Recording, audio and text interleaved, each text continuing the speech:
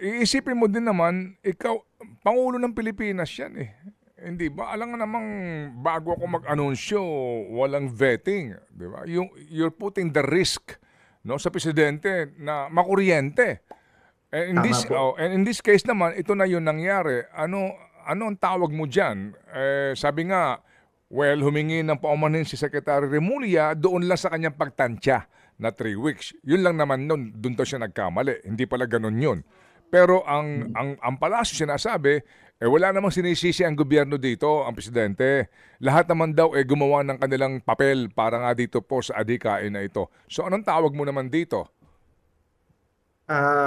Hindi na po natin alam kung anong pwedeng maitawag natin dito, Manong Ted. Kasi Oo. yung pahayag katulad ho Oo. niyan, Oo. pinaninindigan pa eh. Kung 'di ba nag-press kahapon statement si Yusek Claire Castro, yung justification na hindi naman talaga yung nahuli, anong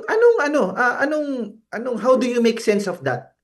Hindi ho ba? Kasi palulusot, yung tingin ko po, palulusutan at palulusutan na hindi mag-boomerang sa Pangulo. Pero klarong-klaro kasi pinost sa X, nahuli na. Tapos, if-frame mo ngayon na iba yung interpretasyon ng pagkakahuli, anong tawag mo doon? Di gaslighting, hindi ho ba?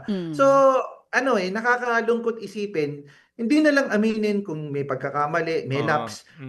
Kung sino man ho yung nag-bet doon sa Pangulo, accountability na alam niyo ho, I don't know kung tama ba na magbitiw ng tungkulin o that person or those individuals involved should be reprimanded because at the end of the day, reflection yun ng credibility ng Pangulo sapagkat yung Oo nga. mismong Pangulo yung nag-post. Walang ibang Oo source of nga. information. Hindi nanggaling sa PCO, hindi nanggaling sa PIO. Mismong ang direktang X na nag-post ay ang mismong Pangulo na siyang pinanggalingan ng impormasyon. At kung Pangulo ka, the highest level of credibility ay nandoon sa Pangulo sapagkat siya ang leader ng ating bansa. And mukad-mukad mo, ganun yung nangyari. Tapos at the following day, biglang, yun nga, if-frame yung narrative na kung saan binigyan ng ibang interpretasyon yung nahuli.